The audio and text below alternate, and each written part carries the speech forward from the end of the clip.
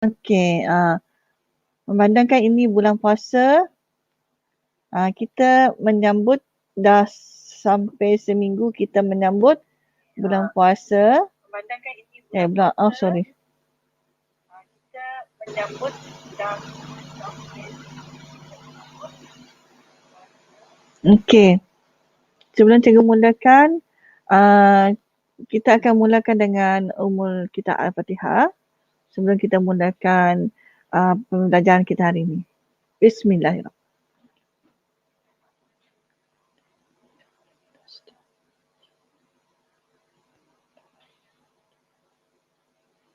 Amin amin ya rabbal alamin. Okey, kita akan menyambung pembelajaran kita pada minggu lepas sebelum ni kan, tentang bab 4 kadar tidak balas. Hari ini cikgu akan kongsikan bab 4.2, tajuknya faktor-faktor yang mempengaruhi kadar tindak balas. Cikgu akan sharekan skrin sekejap ya.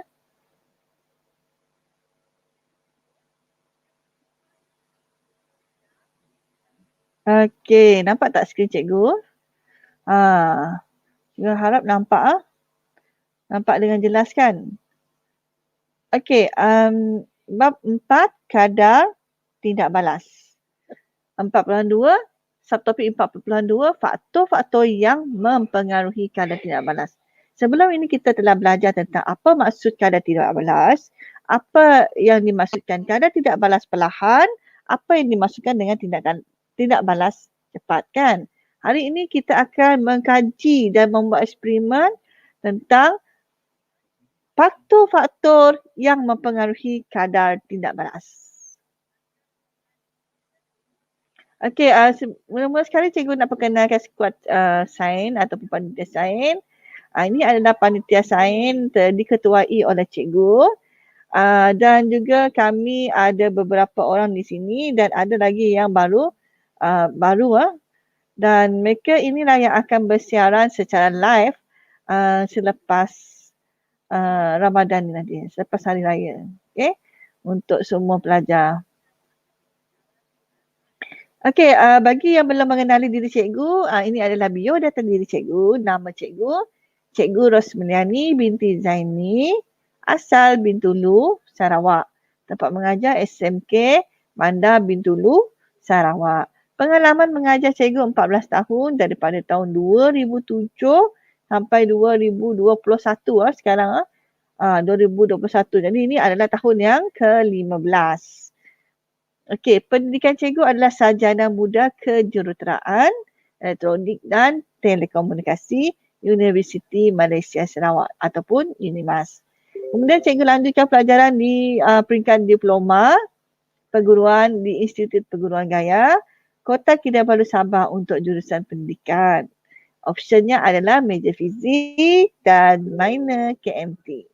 Okay, subjek yang diajar di sekolah ialah fizik dan juga sains menengah atas KSSM dan SPM. Maksudnya tingkatan 4 dan juga tingkatan 5. Okey, standard pembelajaran kita hari ini satu saja. Menjalankan eksperimen untuk mengkaji faktor yang mempengaruhi kadar tindak balas. Kita ada beberapa faktor yang akan mempengaruhi kadar tindak balas. Tapi hari ini kita tidak buat hands on. Kita tidak menjalankan eksperimen secara hands on. Cikgu akan menjelaskannya secara teori supaya nanti bila sekolah buka, kita boleh menjalankan eksperimennya dengan betul dan sempurna. Jadi hari ini cikgu nak mengajar secara teori bagaimana kita nak buat eksperimen untuk kaji faktor yang mempengaruhi kadar tindak balas. Okey, sekarang cikgu tunjukkan faktor-faktor yang mempengaruhi kadar tindak balas ini ya. So kita ada 5 faktor di sini. Yang pertama sekali, suhu bahan tindak balas. Bagaimana suhu itu mempengaruhi kadar tindak balas. Yang kedua, kehadiran mangkit. Bagaimana sekiranya kita letak mangkit, kemudian kita tanpa mangkit. Adakah ia akan mempengaruhi kadar tindak balas tersebut? Dan yang ketiga adalah kepekatan bahan tindak balas. Bagaimana bahan tindak balas yang kurang pekat, sederhana pekat, yang lebih pekat mempengaruhi kadar tindak balas. Dan kemudian yang keempat adalah tekanan. Tekanan ini adalah tindak balas yang melibatkan bahan tindak balas yang berkeadaan gas. Kemudian yang kelima, saiz bahan. Saiz bahan tindak balas yang berbentuk pepejal saja. Kita nak dapati sama ada saiz bahan tu lebih halus ke, lebih besar ataupun lebih kasar. Bagaimana ia mempengaruhi kadar tindak balas tersebut. Okey, terdapat 5 faktor yang mempengaruhi kadar tindak balas tadi. Okey, kita ni ada lebih kepada hipotesis. Yang pertama, apabila suhu bahan tindak balas meningkat, kadar tindak balas juga akan meningkat. Yang kedua, apabila mangkin digunakan dalam sesuatu tindak balas, kadar tindak balas tersebut juga akan meningkat. Maksudnya, bila ada mangkin saja, tindak balas itu akan meningkat. Jadi apa yang dimaksudkan dengan mangkin ni? Ia sebenarnya seperti bahan yang menguatkan, mempercepatkan sesuatu tindak balas. Itu adalah tujuan mangkin tadi. Okay, yang ketiga pula, apabila kepekatan bahan tindak balas meningkat, semakin pekat, kadar tindak balas juga akan meningkat. Ini maksudnya lagi pekat larutan tersebut, lagi cepat kadar tindak balas yang berlaku. Dan yang keempat, apabila tekanan meningkat, kadar tindak balas dengan bahan tindak balas berkeadaan gas juga akan meningkat. Ini untuk bahan ataupun kadar tindak balas yang dalam keadaan gas saja yang melibatkan tekanan. Dan kemudian yang kelima, apabila saiz bahan tindak balas berbentuk pepejal berkurang, maka kadar tindak balas akan meningkat. Maksudnya semakin kecil, semakin halus saiz bahan tindak balas tersebut, maka kadar tindak balas akan meningkat.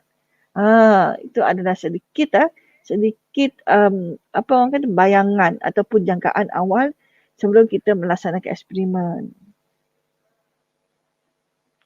Okey, yang pertama sekali, kita akan mengkaji tentang suhu bahan tindak balas terhadap kadar tindak balas.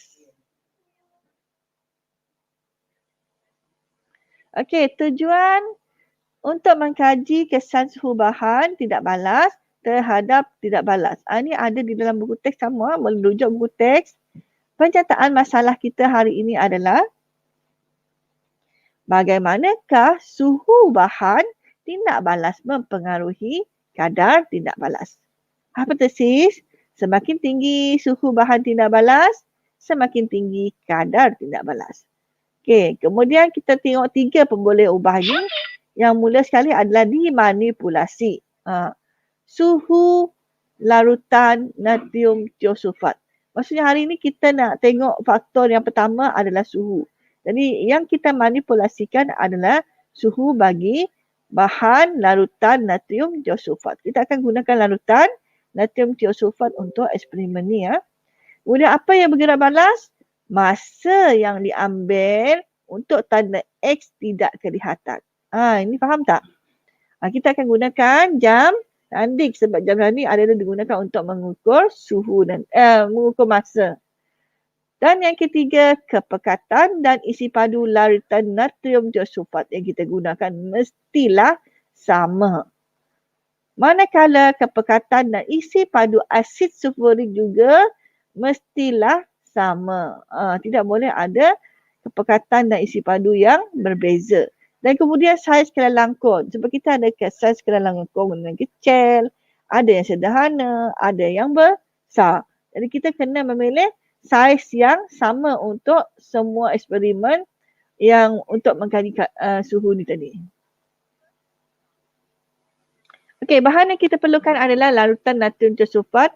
Ini kepekatan dia adalah 0.2 mol desimeter padu, asid sulfurik 1 mol desimeter padu dan kertas putih dengan tanda X di bahagian tengah. Jadi kita akan sediakan satu kertas putih, kita tekan dengan X. Okay, radas yang kita perlukan adalah kelalang kon 250 cm padu. Silinder penyukat 50 cm padu, silinder penyukat 10 cm padu, jam randing untuk ukur masa, termometer untuk ukur suhu. Penunu Bunsen, tungku kaki 3 dan juga kasta dawai. Prosedurnya, tuangkan, sukan dulu. Sukan dan tuangkan 50 cm padu saja. Lalutan natrium sulfat 0.2 mol desimeter padu ni tadi ke dalam kelalangkon yang kita sediakan tadi Ya, pastikan kelalangkon tersebut bersih dan kering dengan menggunakan silinder penyukat. Okey. Biarkan larutan selama 5 minit. Kemudian sukan dan catatkan suhu larutan natrium sulfat dalam jadual yang disediakan. Letakkan kelalangkon di atas tanda X pada kertas putih. Kamu tengok contoh rajah di bawah ni. Ini kertas putih, ni tanda X. Letakkan tanda X di atas kertas putih. Dan kelalangkon yang berisi larutan natrium sulfat ni, kita letakkan di atas tanda X. Betul-betul di atas tanda X. Seperti dalam gambar rajah. Okey, kemudian sukan dan tuangkan 5 cm padu asid sulfurik 1 mol desimeter padu dengan cepatnya ke dalam larutan natrium sulfat dan mulakan jam randing dengan serentak. Bila kamu tuang saja asid sulfurik tu ke dalam natrium sulfat, dia bercampur dengan segera terus mulakan jam randing. Perhatikan tanda X dari atas kelalangkon. Tengok kedudukan mata kamu di sini. Tengok ini kedudukan mata dan tanda X di sana. Okey, hentikan jam randing sebaik-baik sahaja tanda X pada kertas putih tidak kelihatan. Nampak saja tanda X itu mulai hilang, kamu dah standby. Dan bila hilang saja terus tekan dan hentikan jam randing. Dan terus baca bacaan jam randing tersebut dan rekodkan ke dalam jadual. Catat masa yang diambil dalam jadual. Kemudian yang ketiga sekali adalah hitungkan nilai 1 per masa. Kena kira sebab kita nak letak ke dalam jadual nanti. Kemudian prosedur yang terakhir, ulangi langkah 1 hingga 8 dengan menggantikan larutan natrium sulfat pada suhu bilik tadi dengan larutan natrium sulfat yang dipanaskan pada suhu 35 darjah Celsius. Macam mana kita nak jadikan ia suhu yang menaik dengan memanaskan larutan natrium sulfat ini. Kita letak termometer di dalamnya untuk mengukur suhu. Bila suhu sudah mencapai 35 darjah Celsius, hentikan pemanasan dan terus kita buat uji kaji daripada langkah 1 hingga langkah 8 tadi. Kemudian catatkan bacaan masa dan kirakan 1 per masa dan rekodkan ke dalam jadual. Okey, kemudian kita panaskan lagi larutan natrium sulfat tersebut kepada suhu 40 darjah Celsius. Kemudian suhu 45 darjah Celsius dan seterusnya 50 darjah Celsius. Dan kemudian rekodkan semua bacaan dan keputusan di dalam jadual yang kamu bina. Kamu kena ikut jadual seperti dalam buku teks. Okay, kalau kamu lihat di sini suhu bilik, cikgu dah ada jawapan dah ni kan. Bagus ni, cikgu dah bagi jawapan pun. Kamu boleh salin je. Untuk kamu punya amal ni pun boleh. Tapi nanti kena buat juga, kita kena buat juga sebagai hands on di sekolah semasa bersemuka nanti. Okay, pada suhu bilik, masa yang diambil untuk tanda X tidak kelihatan adalah 33 saat. Ini dalam minit saat. Kemudian tengok bila suhu sudah meningkat sedikit, masa ia sudah berkurang. Dan apabila ia mencapai 50 darjah Celsius, masa yang diambil untuk X tidak kelihatan adalah 14 saat saja. Sekejap sangat. Jadi kamu kira lah 1 per masa, kamu akan dapat 0.030, 0.042 dan seterusnya 0.071. Ini kira dia 1 per 33, kamu akan dapat nilai ni. Ini kira 1 per 24 Tekan-tekan calculator je, akan dapat nilai ni. Jadi analisis data dia, kamu perlu lukis 2 graf. Untuk tajuk ini kita perlukan lebih banyak melukis graf. Okey, yang pertama graf yang perlu kamu lukis adalah suhu melawan masa. Dan yang kedua adalah graf suhu melawan 1 per masa. Sebab tu cikgu perlukan kamu untuk mengisi ruangan di bawah ni 1 per masa. Sebab kita nak buat 2 jenis graf. Okay, kesimpulannya, apakah hipotesis diterima? Adakah hipotesis diterima? Apakah kesimpulan eksperimen ini? Soalan, nyatakan faktor yang mempengaruhi kadar tindak balas dalam eksperimen ini. Apa faktor tadi? Kita mengkaji suhu. Jadi faktornya adalah suhu. Jadi nombor 2, bagaimanakah faktor tersebut mempengaruhi kadar tindak balas? Bagaimana suhu ni mempengaruhi kadar tindak balas? Semakin tinggi suhu, semakin cepat kadar tindak balas. Semakin meningkat kadar tindak balas.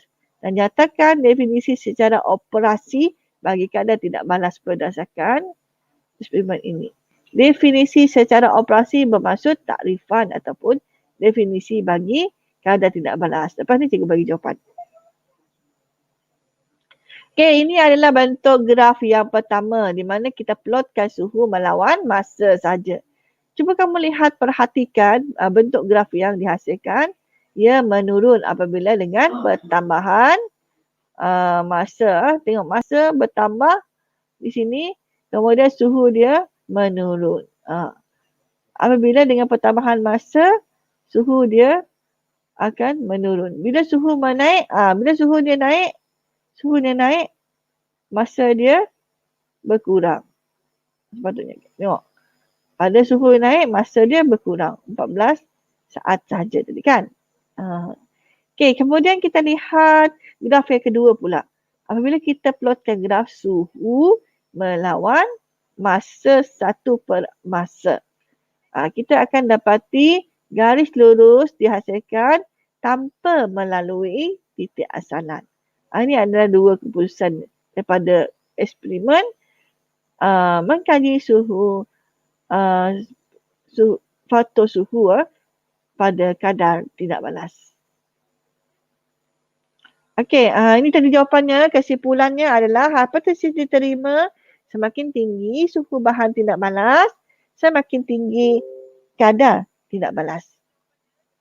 Okey, yang soalan pertama tadi cikgu dah jawab, suhu larutan natrium tiosulfat itu adalah faktor yang mempengaruhi kadar tindak balas. Yang kedua, hipotesis dan kesimpulan, semakin tinggi suhu bahan tindak balas tersebut, semakin tinggi kadar tindak balas tersebut. Okey, definisi secara operasi kadar tindak balas ialah masa yang diambil untuk tanda X. Tertinggal X ini pada kertas putih tidak kelihatan. Itu adalah definisi secara operasi bagi maksud kadar tindak balas. Okey, sekarang kita pergi ke faktor yang kedua pula. Mengkaji kesan kepekatan bahan tindak balas terhadap kadar tindak balas. Faham tak pelajar semua? Cikgu harap semua boleh faham. Kita baru berbincang dan berkongsi tentang faktor yang pertama tadi berkenaan dengan suhu. Sekarang kita akan bincangkan tentang kesan kepekatan. Bagaimana, adakah lebih pekat ataupun kurang pekat? Ia lebih mempengaruhi kadar tindak balas, sama ada ia meningkatkan kadar tindak balas ataupun tidak, ataupun menurunkan kadar tindak balas. Okey, tujuannya untuk eksperimen ni untuk mengkaji kesan kepekatan bahan tindak balas terhadap kadar tindak balas. Penyertaan masalah kita hari ini, bagaimanakah kepekatan bahan tindak balas mempengaruhi kadar tindak balas. Okey, semakin tinggi hipotesis kita punya jagaan awal, semakin tinggi kepekatan bahan tindak balas, semakin tinggi kadar tindak balas. 3 pemboleh ubah Yang dimanipulasi mestilah kepekatan. Of course, sebab kita nak kaji tentang kepekatan. Jadi kepekatan larutan apa? Guna lagi semula larutan natrium tiosulfat. Sebab kita nak buat eksperimen yang hampir sama dengan eksperimen tadi. Yang bergerak balas adalah masa yang diambil untuk tanda X tidak kelihatan. Gunakan jam randik. Kemudian yang dimalahkan isi padu larutan natrium tiosulfat, kepekatan dan isi padu asid sulfurik dan saiz kelalang kod. Itu adalah yang dimalarkan. Okay, sekarang kita tengok bahan yang diperlukan. Kita perlukan larutan natrium tiosulfat yang mempunyai berbagai jenis kepekatan. Kepekatan yang 0.20, 0.16, 0.12, 0.08, 0.04 mol desimeter padu. Jadi asid sulfurik 1 mol desimeter padu. Air suling dan kertas putih dengan tanda X di bahagian tengah. Ada semula sama juga seperti tadi, kelalang kon 250 cm padu, silinder penyukat 50 cm padu, silinder penyukat 10 cm padu juga digunakan dan juga yang paling penting adalah jam randik. Kalau tak ada jam randik, tak dapatlah nak ukur masa. Okey, prosedur. Sukat, tuang 50 cm padu larutan natrium tiosulfat yang mempunyai kepekatan paling pekat setakat ni dekat eksperimen ni 0.20 mol desimeter padu ke dalam kelalangkon yang bersih dan kering dengan menggunakan silinder penyukat. Ukur dengan silinder penyukat. Letakkan kelalangkon di atas tanda X pada kertas putih. Okey. Sukat, kemudian biarkan 5 minit. Apa tadi? Kemudian kamu sukat dan tuangkan 5 cm padu, asid sulfurik 1 mol desimeter padu dengan cepatnya ke dalam larutan natrium tiosulfat. Dan terus mulakan jam randik secara serentak. Tuang saja, terus tekan jam randik. Okey, perhatikan tanda X dari atas kelalang kon. Seperti dalam rajah 4.14. Okey, tengok ni ada dua gambar sini ya. Okey, kamu lihat di sini gambar 4.13 ini menunjukkan larutan natrium tiosulfat dengan kelalang kon dan kertas putih dengan tanda X. Kemudian kamu perlu melihat dari arah ni. Ni adalah mata kamu. Mesti tengok ni mata, mesti betul-betul mata terus kepada tanda X tersebut. Okay, ini pula adalah kelalang kon dengan larutan natrium tiosulfat yang sudah ditambah dengan asid sulfurik. Ini pula kertas putih dengan tanda X. Okay, apabila tanda X mula tidak kelihatan, kamu perlu berhentikan jam randik sebaik saja ia hilang daripada pandangan mata kamu. Dan masa yang diambil dicatatkan di dalam jadual. Kamu perlu juga menghitung nilai 1 per masa. Sebab kita nak buat graf nanti ya. Ulangi langkah 1 hingga 6 dengan menggunakan larutan natrium tiosulfat yang berbeza kepekatan pula. Dengan seperti yang cikgu beri tadi 0.16. Kita lihat jadual lah. Ni pun ada jawapan. Okey, kamu lihat ni. Bila cikgu gunakan kepekatan larutan natrium tiosulfat mol desimeter padu 0.20, masa yang diambil sangat pantas. Untuk X tidak kelihatan. Dalam masa 19 saat saja ia dah hilang. Okey. Kalau kepekatan itu berkurang, semakin berkurang, cuba lihat masa yang diambil untuk tanda X hilang. 115 saat. Lama kan? Agak lama untuk tanda X tidak kelihatan. Yang bawah ni kamu kena cari untuk 1 per masa. Boleh kira 0.053 kamu dapat jawapan 0.09. Nampak dia punya penurunan di sana. Kemudian kamu perlu lukis dua. Kena lukis dua graf sama seperti tadi. Yang pertama graf kepekatan larutan natrium tiosulfat melawan masa. Dan graf yang kedua, graf kepekatan larutan natrium tiosulfat melawan 1 per masa. Okey, kesimpulan. Apa kesimpulan dia? Adakah hipotesis diterima? Apakah kesimpulan eksperimen ini? Soalannya, nyatakan faktor yang mempengaruhi kadar tidak balas dalam eksperimen ini. Mestilah kepekatan larutan bahan tidak balas. Untuk contoh ini, kita gunakan larutan natrium tiosulfat. Jadi jawapannya kepekatan larutan natrium tiosulfat. Pastikan kamu menjawab seperti itu. Jangan jawab kepekatan saja.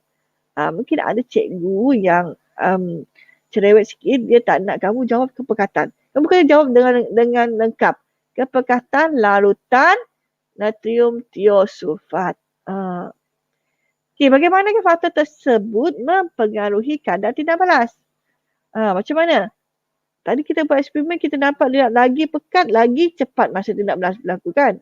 Jadi semakin pekat kepekatan larutan natrium tiosulfat tadi kan, semakin tinggi kadar tindak balas. Jadi kita bagi jawapan. Ini graf. Ini graf natrium tiosulfat. Kepekatannya melawan 1 per masa dulu. Kita akan dapati ia melalui titik asalan dan ia berbentuk garis lurus. Okay? Garis lurus. Kemudian kita lihat satu lagi graf.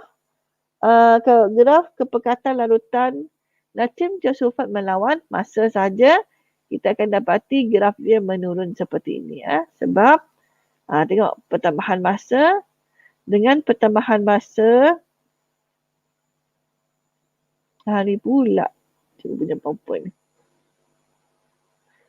Dengan pertambahan masa, kepekatannya berkurang. Maksudnya semakin tinggi, semakin cepat kadar tidak balas. Masa dalam 20 saat saja ia sudah bertindak balas sepenuhnya. Okey, jawapannya. Kesimpulan, hipotesis diterima, semakin tinggi kepekatan bahan tindak balas, semakin tinggi kadar tindak balas. Okey, jawapan untuk soalan 1 tadi adalah kepekatan larutan natrium tiosulfat. Dan yang kedua, semakin tinggi kepekatan bahan tindak balas, semakin tinggi kadar tindak balas. Okey, yang ketiga. Seterusnya yang ketiga, kita ada 5 faktor. Yang ini adalah yang ketiga. Kita nak mengkaji kesan saiz bahan tindak balas pepejal terhadap kadar tidak balas. Ini senang saja pelajar. Tujuannya untuk mengkaji kesan saiz bahan tidak balas pepejal terhadap kadar tidak balas. Penyertaan masalahnya, bagaimanakah saiz bahan tidak balas mempengaruhi kadar tidak balas? Okey, hipotesis. Semakin kecil bahan tidak balas pepejal, semakin tinggi kadar tidak balas. Maksudnya semakin halus dan kecil, makin tinggi kadar tidak balas. Kita lihat pemboleh ubah. Yang dimanipulasikan kita gunakan saiz marmar. Kemudian yang bergerak balas, masa yang diambil untuk mengumpul 30 cm padu gas. Yang dimalahkan mestilah suhu, isi marmar, kepekatan dan isi padu asid hidroklorik. Bahan yang kita gunakan untuk eksperimen ini berbeza dengan yang tadi. Kita gunakan cebisan marmar yang hancur yang bersaiz kecil. Ketulan marmar yang bersaiz besar. Ada yang ketulan kecil, ada ketulan yang besar. Dan kita perlukan asid hidroklorik cair 0.1 mol desimeter padu untuk menghasilkan kadar tidak balas nanti. Menghasilkan tidak balas. Kemudian radas yang kita perlukan ialah kelalang kon 250 cm padu, silinder penyukan 50 cm padu, penyumbat getah dengan salur penghantar, biuret juga, mesin dan neraca elektronik untuk ukur, untuk timbang apa? Timbang ketulan marmar tersebut untuk pastikan jisimnya adalah sama. Kaki retot digunakan untuk menahan dengan pengapit dan juga yang paling penting jam randing sebab untuk ukur masa. Okay, prosedurnya isi biuret. Kita belajar tentang biuret hari dia. Ini bentuk biuret. Ini adalah gambar biuret yang ditelangkupkan ke bawah. Dengan besin dan isi biuret dengan besin dengan air. Biuret kita isi air, besin yang bawah ni pun kita isi dengan air penuh. Hampir penuh. Kemudian terlangkupkan biuret ke dalam besin yang berisi air. Dan apikan biuret secara menegak dengan menggunakan kaki retot. Itu gunanya kaki retot tadi ya. Dia untuk tahan biuret itu supaya dia tidak bergerak, tidak jatuh. Kemudian yang kedua, selaraskan aras air di dalam biuret. Perhatikan dan catatkan bacaan awal biuret, V-note. Jadi bila di sini V-note, kamu selaraskan dulu supaya ia betul-betul berada dekat keadaan, dekat kawasan yang berskala ni ya. V-note adalah bacaan awal. Kemudian sukat 40 cm padu asid hidroklorik cair 0.1 mol desimeter padu dengan menggunakan silinder penyukat. Sukat asid tadi ya. Kemudian kamu tuangkan asid yang disukat ke dalam sebuah kelelangkon yang bersih dan kering. Tuang ke dalam kelelangkon tadi. Timbangkan 2 gram ketolan mamar yang bersaiz besar dengan menggunakan neraca elektronik. Itu gunanya neraca elektronik tadi. Kita nak timbang memastikan supaya isim yang kita gunakan adalah sama. Kemudian masukkan 2 gram ketolan mamar ini tadi ke dalam kelalangkon yang berisi apa tadi? Tentang apa? Asid hidroklorik cair ya, yang dalam kelalangkon tadi. Kemudian tutup kelalangkon serta-merta menggunakan penyumbat getah dengan salur penghantar. Kita nak memastikan tidak ada gas yang terkeluar, tidak ada udara yang masuk ke dalam kelalangkon. Jadi kita perlukan penyumbat getah tu. Kemudian letakkan satu lagi hujung salur penghantar di bawah biuret melalui salur penghantar seperti dalam gambar rajah ini. Rajah 4.16 ni. Ini adalah kelalangkon tadi ya. Asid hidroklorik cair ini, ketolan mamar kita letak 3 bawah ni dan kita tutup dengan penyumbat getah ni. Ini pula salur penghantar sambung terus ke bawah ni. Okay. Perhatikan bacaan biuret. Maksudnya daripada sini tadi kan. Apabila 30 cm padu gas telah dikumpulkan di dalam biuret, hentikan jam randik dan perhatikan dan catat bacaan jam randik. Kalau kamu tengok dia semakin kurang air dalam ni, maksud dalam ni ia dipenuhi dengan gas. Dan sampai ke bawah ni. Sampai sini. Kamu akan tulis bacaan jam randik yang kamu dapat. Okay? Bacaan masa. Ulangi langkah 1 hingga 6 dengan menggunakan ketulan mamar yang bersaiz besar. Yang tadi kita guna saiz besar kan? Sekarang kita gunakan saiz kecil. Saiz kecil dan cebisan-cebisan yang lebih kecil daripada tadi. Tapi syaratnya jisim dengan yang besar tadi mestilah sama. Mestilah sama. Okey? Mestilah sama. Kalau tak sama, kamu akan ganggu keseluruhan keputusan akhir eksperimen. Itu adalah pemboleh ubah yang kita malarkan tadi. Kemudian ketelan mama yang bersaiz besar, cebisan mama bersaiz besar, ini berdasarkan jawapan murid. Jadi antara kedua ni, nanti kamu tengok masa yang manakah yang akan diambil lebih singkat untuk dalam keadaan tidak balas ni.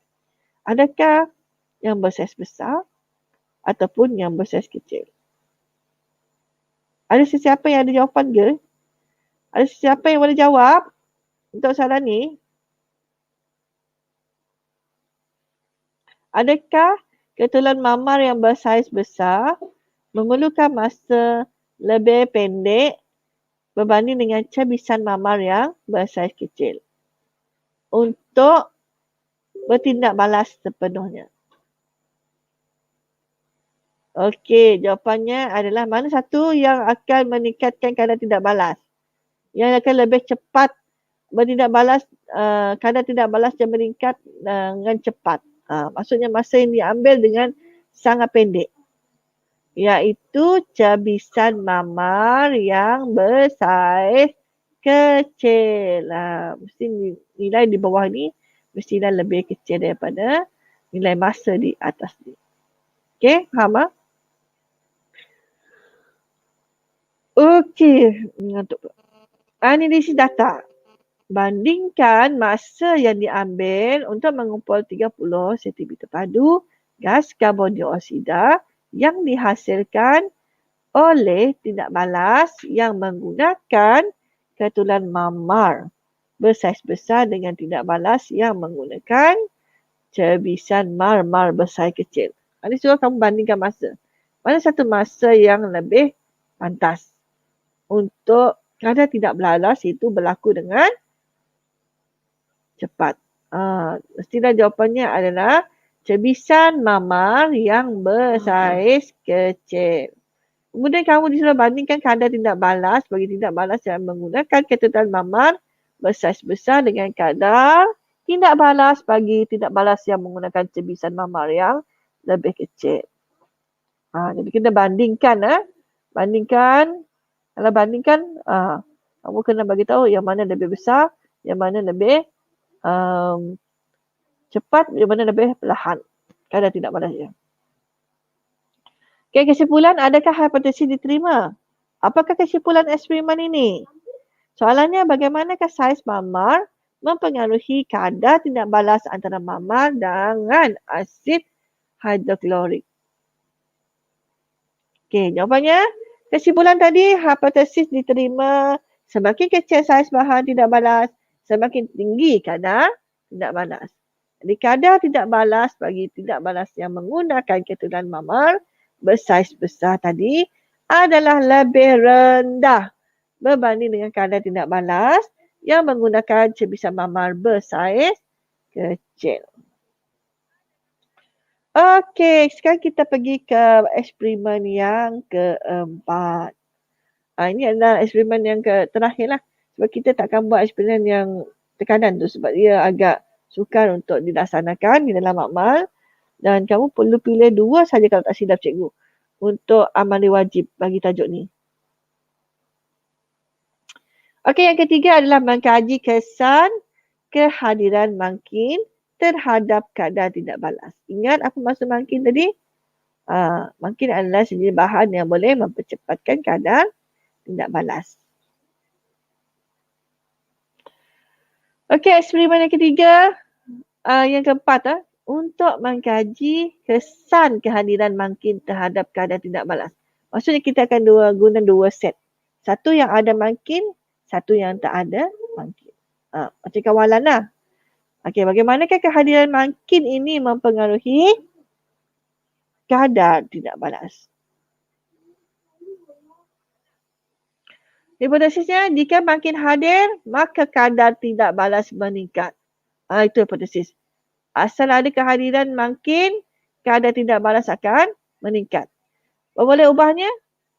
Dimanipulasi adalah kehadiran mangkin yang bergerak balas, masa yang diambil untuk mengumpul 30 cm padu gas dan yang dimalahkan adalah suhu isi padu dan kepekatan asid hidroklorik.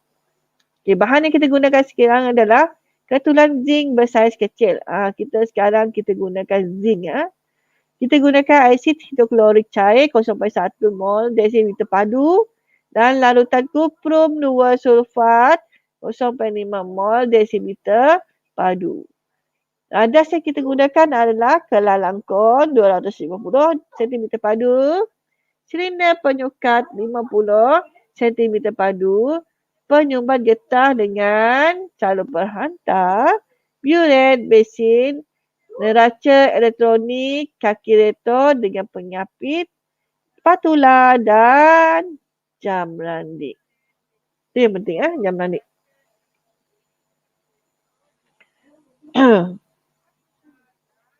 Okey. Prosedur dia, isi buret dengan besin dengan air. Buret dan besin macam tadi Kita guna buret ni dan besin isi dengan air. Kemudian telangkupkan buret ke dalam besin yang berisi air dan apitkan buret secara menegak dengan menggunakan kaki retot.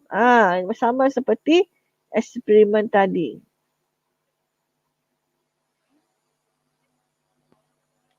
Awas. Ini adalah langkah berjaga-jaga.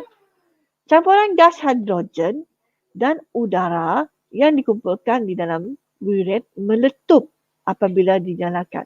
Jadi jangan nyalakan gas di dalam uret. Kalau kamu nyalakan gas, ia akan menyebabkan letupan berlaku. Bahaya untuk kamu dan kawan-kawan kamu yang berada di sekeliling kamu. Okey, kita sambung lagi ya. Okey, yang kedua, selaraskan aras air di dalam buret.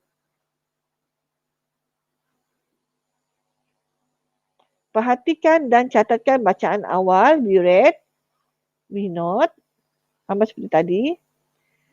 Sukat 40 cm padu asid hidroklorik cair 0.1 mol desimeter padu dengan menggunakan silinder penyukat. Kemudian tuangkan asid yang disukat tadi ke dalam kelangkauan yang bersih dan kering. Timbang 2 gram ketulan zinc yang bersaiz kecil dengan menggunakan neraca elektronik dan masukkan 2 ketulan zinc ini tadi ke dalam kelangkauan tersebut. Maksudnya dia akan bertindak balas dengan asid hidroklorik yang terdapat di dalamnya. Okey.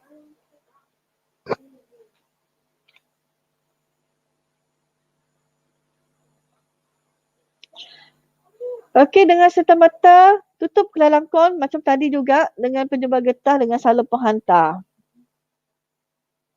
Letakkan satu lagi hujung salur penghantar di bawah buret. Ikut rajah ni 4.18 dan mulakan jam randik. Perhatikan bacaan buret. Apabila 30 cm padu gas telah dikumpul di dalam buret, pastikan sini ya kamu boleh baca 30 cm padu gas. Hentikan jam randik dan catatkan bacaan jam randik. Kira.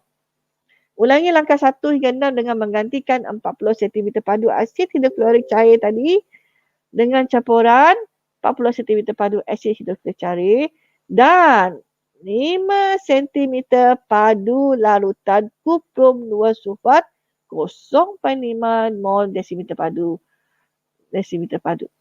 Sekarang kita ada bahan tambahan untuk yang kedua. Bahan tambahan ini adalah kuprum 2 sulfat. Adakah itu pembangkit? Nanti kita tahu. Adakah ia pembangkit ataupun tidak. Okay, sekarang ni untuk set 4.19, bezanya adalah asid hidroklorik cair ini tadi dicampurkan dengan larutan kuprum 2 sulfat. Okey, keputusannya dalam jadual ni. Campuran dalam kelangkauan. Kali ini yang pertama ketulan zinc dan asid hidroklorik cair sahaja. Berapakah masa yang diambil? Berdasarkan jawapan kamu dalam eksperimen nanti ya. Kemudian yang kedua ketulan zinc ada, asid hidroklorik cair ada dan kita ada tambahan satu bahan lagi iaitu larutan kuprum 2 sulfat. Inilah pembangkitnya. Kita akan tengok apa beza dengan asid tidak balas yang tanpa bangkit dengan tiada bangkit tu. Okey, jawapan akhir sebenarnya sepatutnya kamu dapat masa bagi tidak balas ketulan zinc dan asid hidroklorik cair ini saja campur adalah lebih panjang berbanding dengan masa dengan kehadiran bangkit. Maksudnya dengan kehadiran bangkit, masa yang diambil lebih singkat untuk mengumpul 30 cm padu gas tadi. Okey, analisis data kamu perlu bandingkan masa yang diambil untuk mengumpul 30 cm padu gas hidrogen yang dihasilkan oleh tindak balas yang menggunakan campuran ketulan zinc dan asid hidroklorik cair dengan tindak balas yang menggunakan campuran ketulan zinc, asid hidroklorik cair dan larutan kuprum 2 sulfat sebagai bangkit. Situ ada jawapan dia. Maksudnya kuprum 2 sulfat itu adalah bangkit. Kemudian yang kedua, bandingkan kadar tidak balas bagi tidak balas yang menggunakan zinc dan juga asid hidroklorik cair tanpa bangkit dengan kadar tidak balas bagi tidak balas yang menggunakan zinc dan asid hidroklorik serta larutan kuprum 2 sulfat sebagai mangkin. Kesimpulannya, adakah hipotesis diterima? Apakah kesimpulan eksperimen ini? Kita lihat jawapannya. Okey, kesimpulannya hipotesis diterima. Kehadiran mangkin seperti larutan kuprum, salah ejaan, kuptum pula sana, kuprum, kuprum 2 sulfat meningkatkan lagi kadar tindak balas, sesuatu kadar tindak balas. Jadi yang pertama, apakah faktor yang mempengaruhi kehadiran mangkin? Yang kedua, kehadiran mangkin meningkatkan kadar tindak balas. Okey, seterusnya yang ini yang terakhir sekali ya. Mengkaji kesan tindakan tekanan. Mengkaji kesan tekanan tindak balas pepejal terhadap kadar tindak balas. Jadi ini tidak ada, cikgu tak terangkan eksperimen, cuma secara teori. Jadi satu faktor lagi yang mempengaruhi kadar tindak balas ialah tekanan. Tekanan mempengaruhi kadar tindak balas bagi tindak balas yang melibatkan bahan tindak balas berkeadaan gas.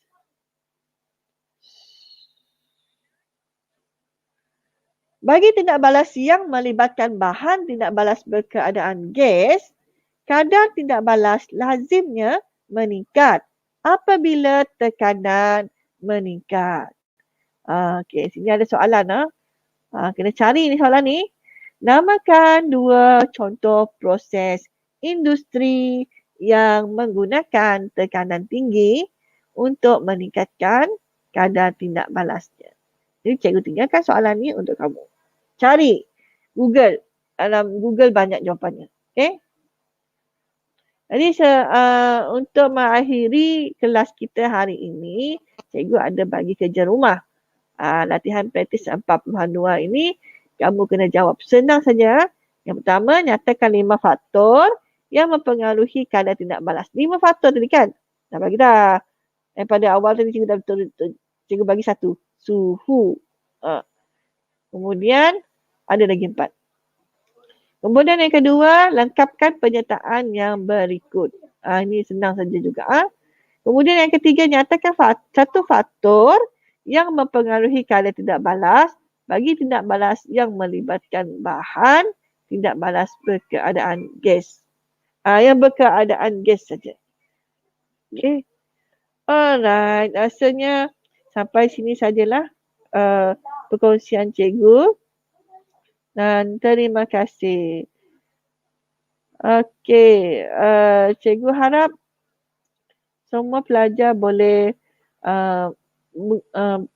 sesi perkongsian cikgu hari ini boleh memberi manfaat kepada semua pelajar yang hadir pada hari ini. Walaupun di bulan Ramadan dan cikgu cuma merakam saja sesi live yang biasa cikgu buat pada setiap malam Jumaat pukul 8 malam. Hari ini cikgu cuba buat rakaman saja.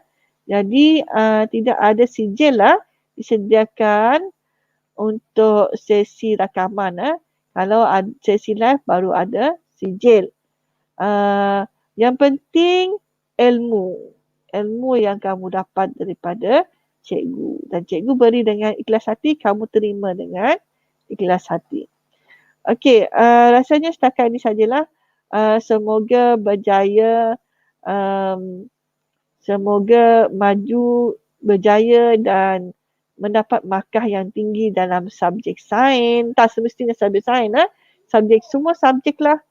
Semua subjek berjaya dalam SPM dengan mendapat keputusan yang cemerlang. Okey, Assalamualaikum warahmatullahi wabarakatuh. Cikgu sudahi dengan itu saja. Okey, bye-bye.